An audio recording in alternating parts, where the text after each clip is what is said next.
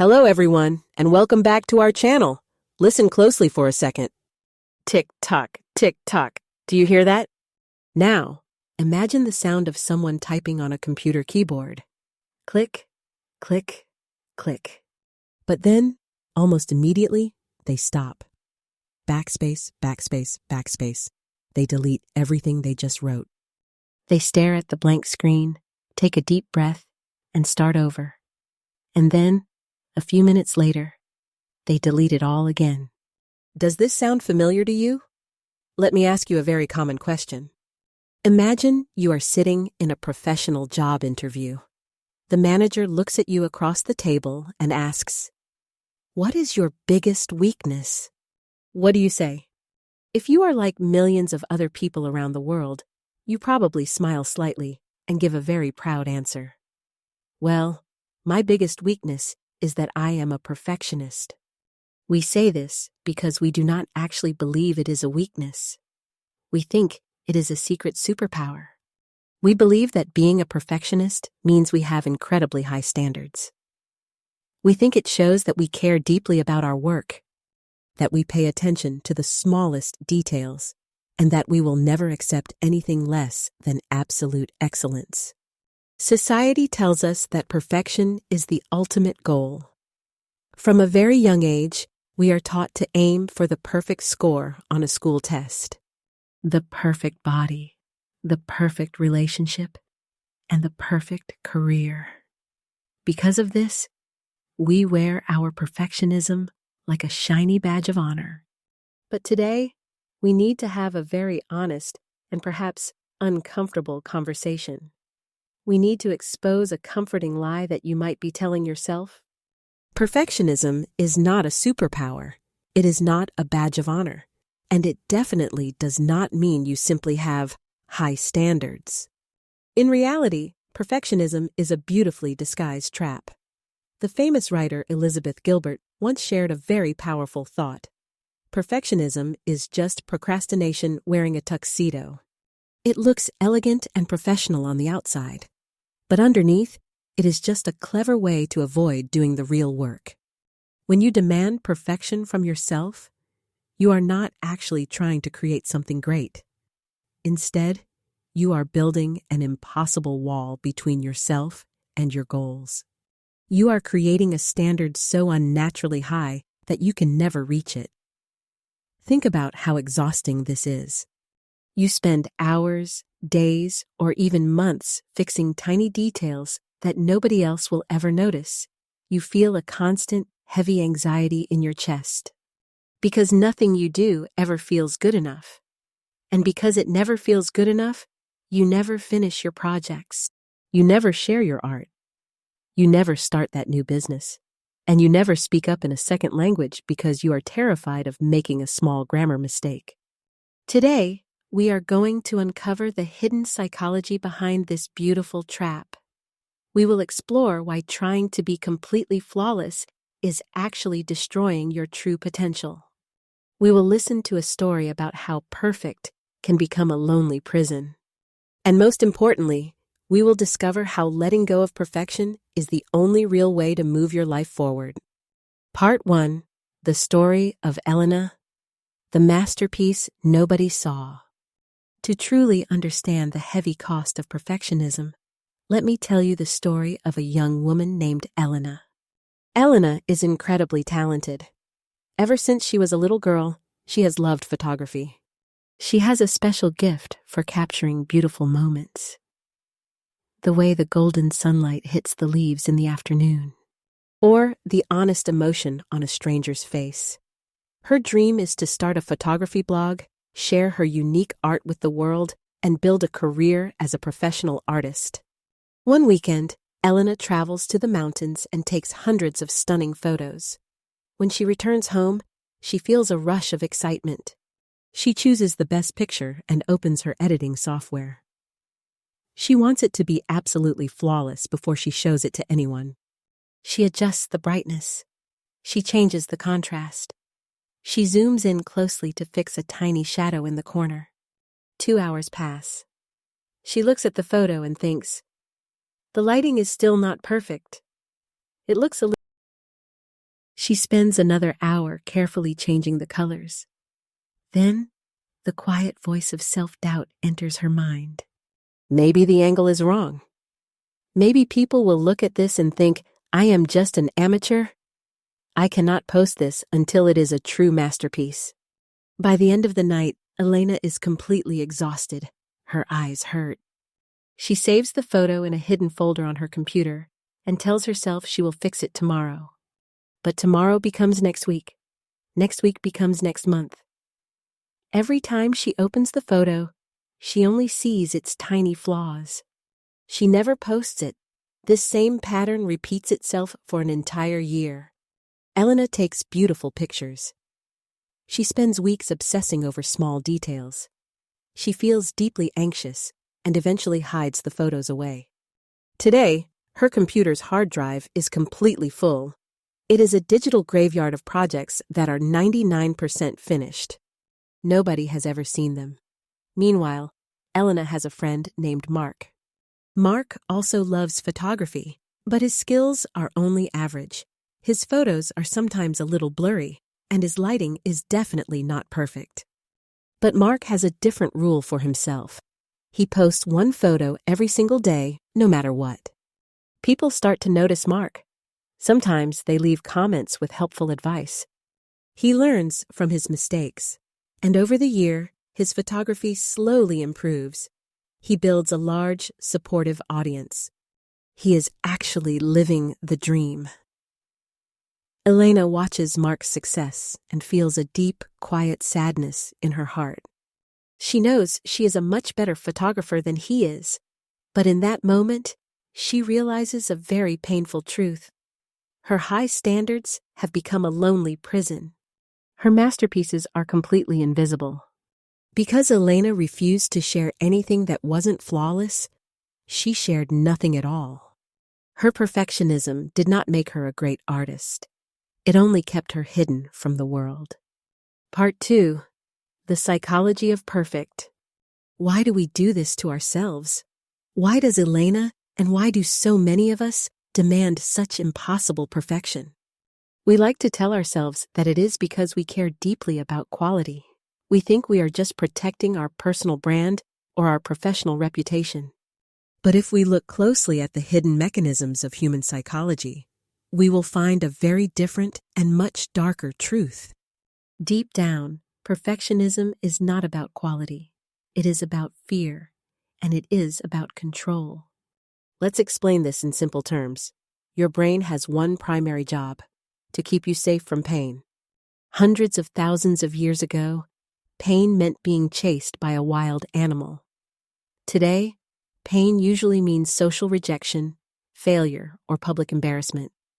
When you try to create something new, whether it is writing an essay, speaking a new language, or starting a business, you are making yourself vulnerable. You are putting a piece of yourself out into the world, and that means other people can judge you. They can criticize you. They can laugh at you. Your brain recognizes this danger immediately. It wants to protect your ego from getting hurt, so it creates a very clever defense mechanism: perfectionism. Your brain whispers a very logical-sounding lie.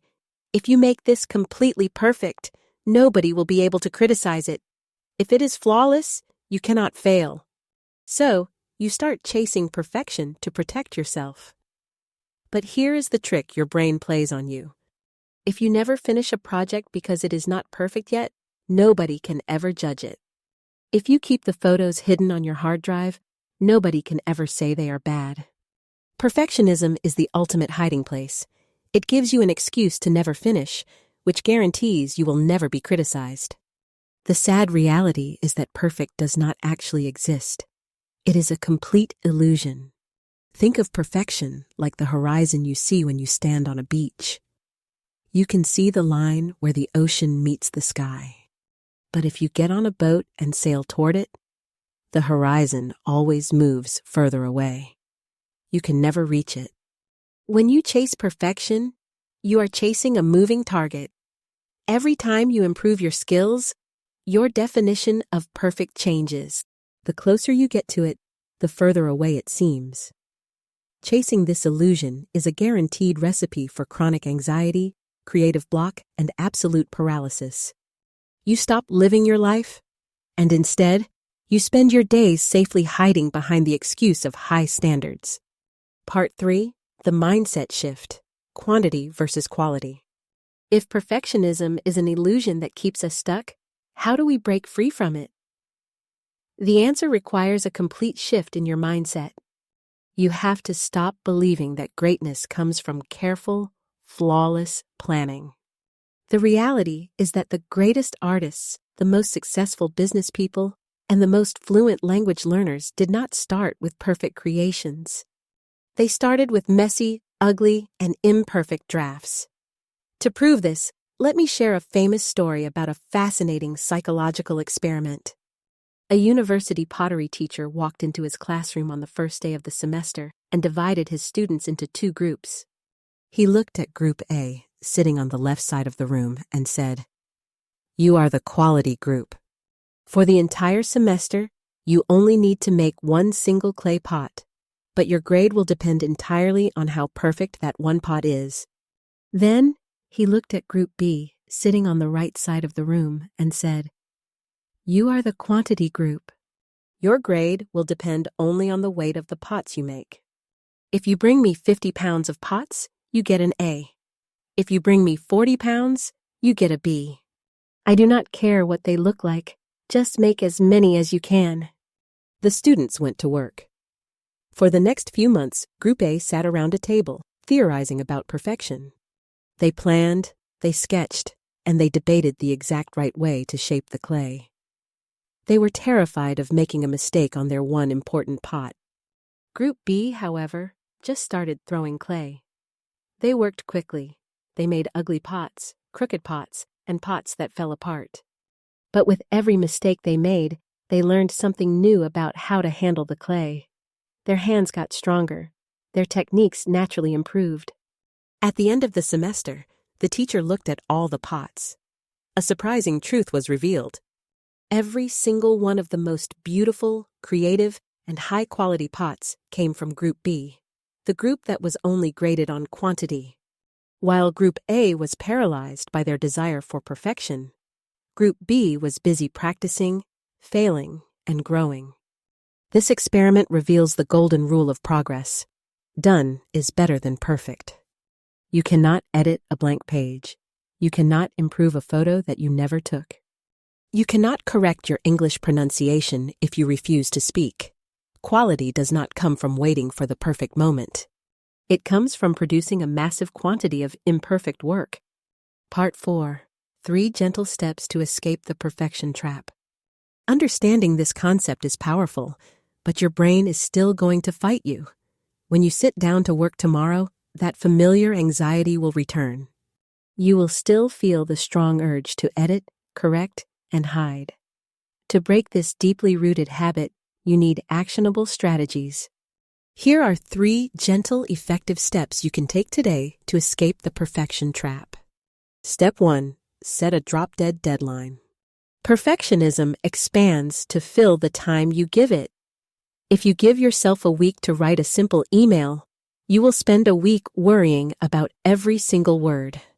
To stop this, you must give yourself strict time limits. We call this a drop-dead deadline. For example, if you are writing a report, set a timer for exactly 45 minutes. When that timer rings, you must stop writing. You must save the document and send it, even if you feel it needs more work. By artificially limiting your time, you force your brain to focus on finishing the task rather than making it flawless. Step 2. Celebrate the ugly first draft. We usually put massive pressure on ourselves to be brilliant on the very first try. You need to change your definition of success for day 1. When you start a new project, your only goal should be to create an ugly first draft. Give yourself radical permission to be terrible. Tell yourself, "Today, I am going to write the worst essay in the world." Or, "Today, I am going to paint a truly ugly picture." When you actively give yourself permission to be bad, the fear disappears. The heavy pressure is lifted. Once you have an ugly draft on paper, You finally have something real to work with. Remember, it is always easier to improve something bad than to create something perfect from nothing. Step 3. Practice intentional imperfection. Because your brain thinks mistakes are dangerous, you need to prove to it that mistakes are actually completely safe. You can do this by practicing intentional imperfection. Do something slightly imperfect on purpose today. Send a text message to a friend and leave a small spelling mistake in it. Post a photo on social media without using any filters. Cook a meal and do not worry if the presentation looks a little messy.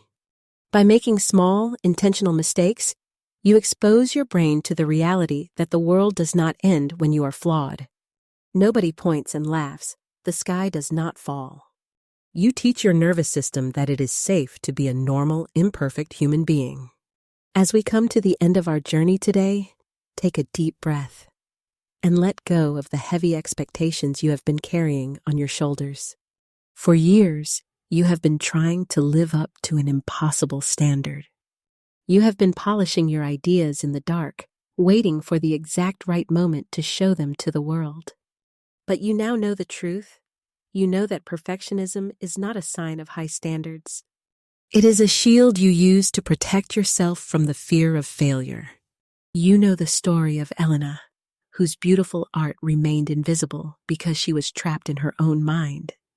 And you know the lesson of the pottery class, that true quality only comes from the courage to make a large quantity of messy mistakes. The world does not need your perfect ideas hidden safely on a computer hard drive or locked inside your mind. The world needs your imperfect ideas out in the real world. The real world is messy, unpredictable, and flawed. And that is exactly what makes it beautiful. Right now, you have a choice to make. You can choose the safety of your imagination. In your imagination, your projects are always flawless. Your words are always correct, and you never fail. But in your imagination, nothing is real. Or you can choose the beautiful, messy reality of actual growth.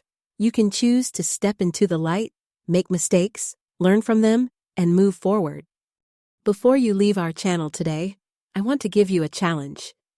Think about one project, one email, or one creative idea that you have been hiding because it isn't perfect yet. Your challenge is to finish it and share it today, even if you feel it is only at 70% quality. Let go of the remaining 30%. I want you to go down to the comments section below and make a public promise. Write this sentence: I will release my imperfect work today. Let this community be your witness. Thank you for spending your time with us on our channel today. Remember, done is better than perfect. Go out there, make some beautiful mistakes, and start living up to your true potential. We will see you in the next story.